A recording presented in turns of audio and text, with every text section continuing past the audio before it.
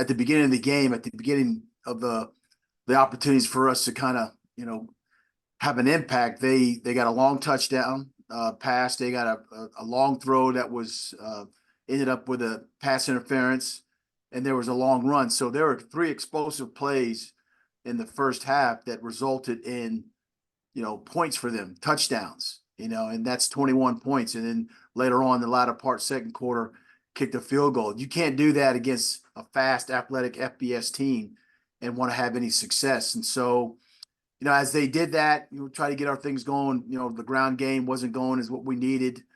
Try to get some of the passing game going on as well. That wasn't as what we needed as well. But my hat goes off to Coach Beck and that team. They're a very good, athletic, sound, fast football team. And then I thought the second half we played much better. Played much better defense.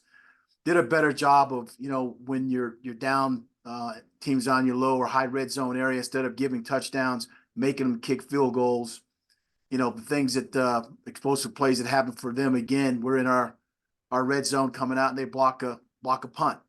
They end up scoring on that, and we're coming out of our red zone area again, and we fumble and they scoop and score. So when you add points like that, you don't give yourself a chance to to win games.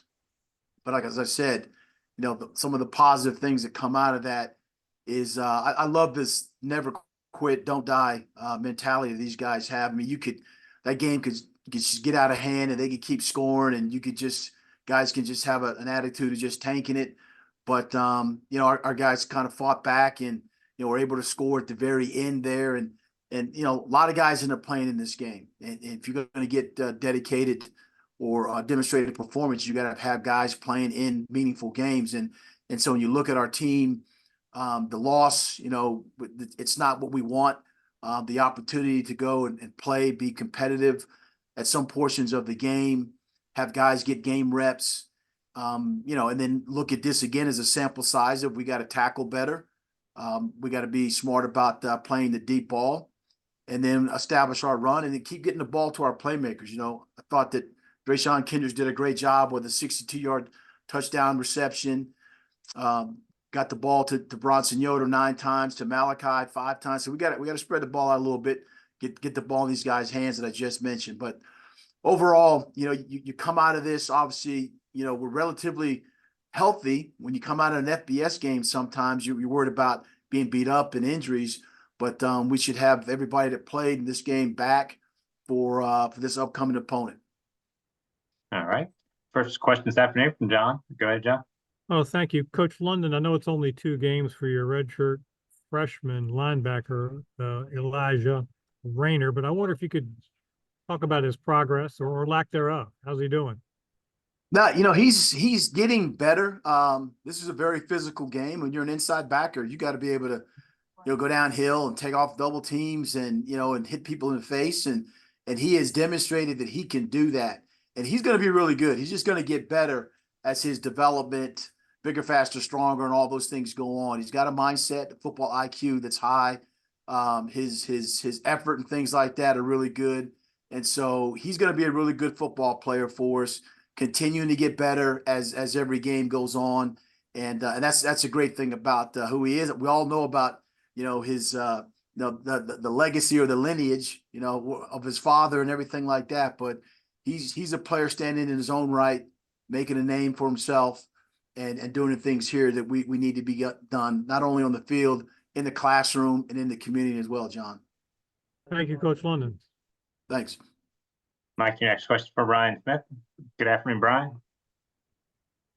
Good afternoon, Coach. You were talking about how proud you were of your guys being able to just essentially not give up. What do you tell guys that, or do you kind of play it by ear? How do you respond when you're down at one point, 27-7 to your guys, and what do you do or say to guide them to get back like they did in the second half?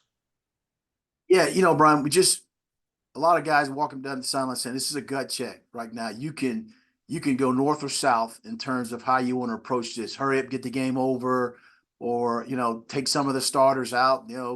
Our guys wanted to finish strong because the first half, first quarter was not, kind of the kind of way we needed to play or wanted to play in order to be successful. There's been guys on this team that have beat an FBS opponent, and there's the qualities that you need to have those things to give you a chance. And so instead of, when things are getting, crazy, a little bit going sideways, instead of saying, you know what, I don't want to play, let's hurry get back on the plane and get back home. It's a night game. We got back like 2:30, 3 o'clock, in the morning, back in Williamsburg. But no one was talking that. They were talking about, let's put these plays together.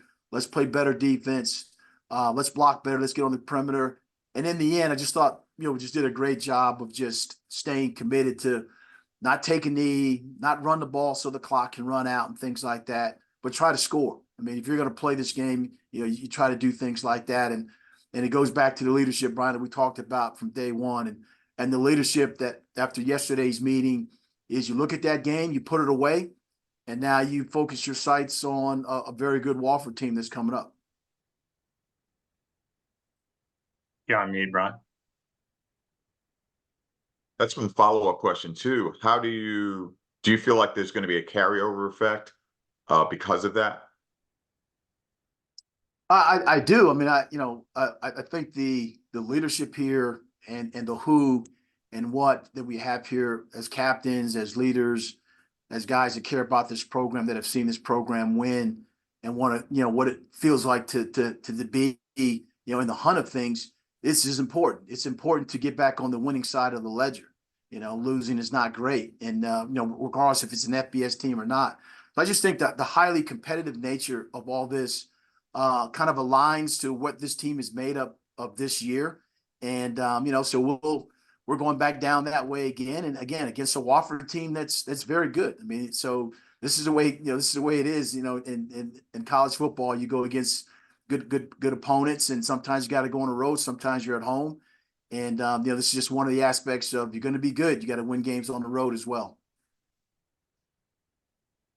Mike, you touched about the defense gave up some big plays early, but as you said, held Coastal to 4 field goals coming down the stretch, 2 for 11 on third downs. What adjustments were made for your guys to be able to slow that offense down and keep them out of the end zone? Yeah, Rob, it's just gap integrity. Being sound in what you do, and like you said, they got down to in the third, fourth quarter and things like that. Instead of they getting down to the high and low red zone areas, offensively, you want to score touchdowns. You get in the red zone, you want touchdowns. You don't want to kick field goals. They were scoring touchdowns early, but when they second half, we were able to hat in the right gap, make fits where we needed to. And like you said, 2 for 11 in third down situations.